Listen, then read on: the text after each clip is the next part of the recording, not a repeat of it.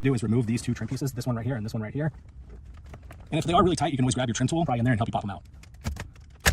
There we go, we got one. You can see our climate control is pulling out too, which is totally fine. If it all wants to come out as one unit, it is good because your climate control is going to come out next. So you can see we got both trim pieces. This trim piece is still attached and we got our climate control. You're going to want to pull all of that out. Next, to remove the head unit, there's 4 bolts that you need to remove down here. So we got 1, 2, 3, and 4. You're going to need a 10mm socket, preferably a deep socket to get in there. We're going to pull those bolts out and then remove the unit.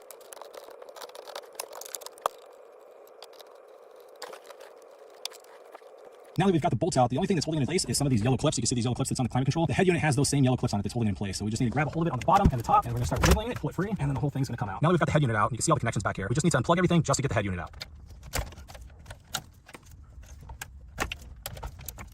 For the air vents, there's some little tabs that are keeping it in place way down there. I don't know if you can see that little screw right there, but there's a little tab. So you're gonna wanna try to get a small screwdriver in there where those tabs are to pull them out and then pull your AC vent out.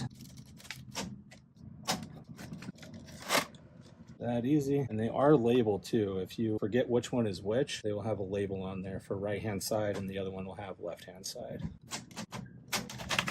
There we go, left-hand side. The next thing we're going to remove is our hazard button right here. We're going to disconnect this cable. And there's little tabs right here holding it in place. This little tab right here is what was holding it in place, and I just simply pushed that in and then popped the button completely out. Now we need to remove the wiring harness, and this piece right here, it is attached to a little metal frame. We're going to put our screwdriver in there. We're going to pull that tab out and slide it off. There we go. There's the wiring harness for our house. One thing I missed is this little tray piece on top, so we're going to remove that too. And it is held on by a couple of clips and 2 little screws. We're going to unscrew those and then pull the tray out and get that transferred to the new unit. Everything's out. Now we're going to go to our new decide-ahead unit. I've installed units probably way more than most of you have because I'm used to it. I've mentioned it in most of my videos, my posts.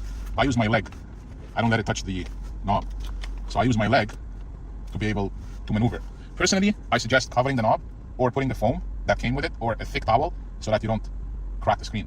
Bending the unit may result in a hairline crack, and nobody wants that. We've installed the hazard. The first thing I do, because it's long enough, I install the hazard switch. Then I kind of turn it sideways, watch the fans, don't break them, and then start plugging in what I need to. The 3G antenna, I tuck it in right there, all the way in. Then I make sure it clears the fan. GPS, I tuck it in the other side of the fan without even removing the sticker. But just have in mind that while driving, it may fall. So always check your GPS. It's upwards and then through the left. Same thing with the 4G, upwards to the right. Now, next,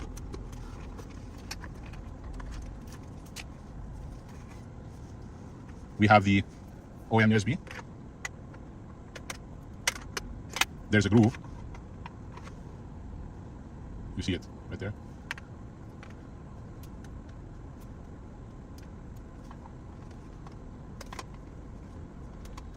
And then make sure, this is to activate the OEM USB. Make sure it's connected to the one that is 6-pin. So there's a 4-pin and a 6-pin. I personally want to connect it to the 6-pin, which is this.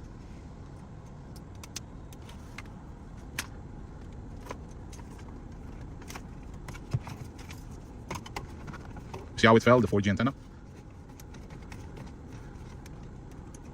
Make sure it's all the way tucked in. Clearing the fan. Make sure it's clearing the fan, or else it's gonna squeeze it and then cut it. Now,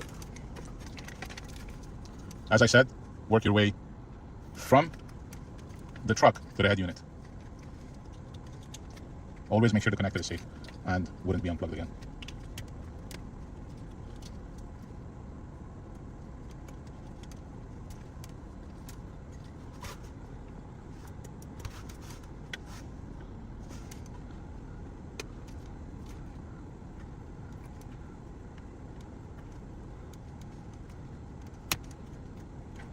That's for the canvas. See, I had forgotten it. Always make sure all your connections and double check everything. This is for the antenna, FM antenna.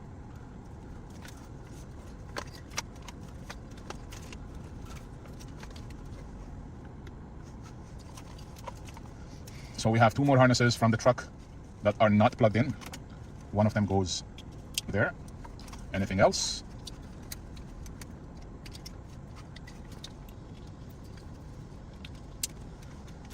And I think we're done.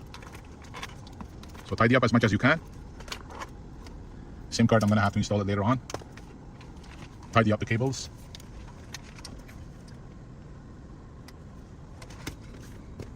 Make sure it's clearing everything else. Don't force anything. And especially, do not press on the middle of the screen while you're putting the head unit in its place. Make sure the wires at the bottom are clearing. Press on the corners, not on the screen. Like so. Don't put one place a lot of pressure. Once done, there's a trick to install these. You have to go to the bottom first.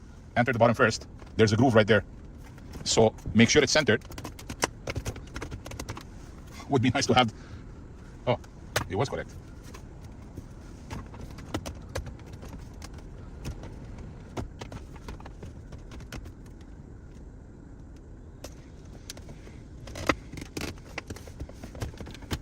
I shouldn't be struggling the way I am.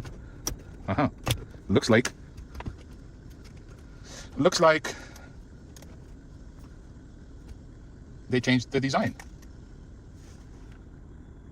So that's the beauty of opening and installing with you guys. So it looks like they changed the design of the head unit. Instead of having to install these after, you have to install them before, and then you install these on top, which doesn't make sense to me, because that's how we have been doing it all the time. You install this,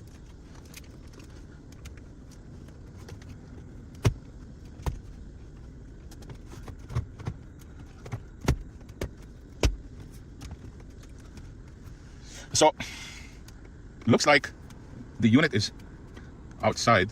So I'm gonna have to play with it and double check the fitment, because this doesn't make sense to me. It's not going in all the way.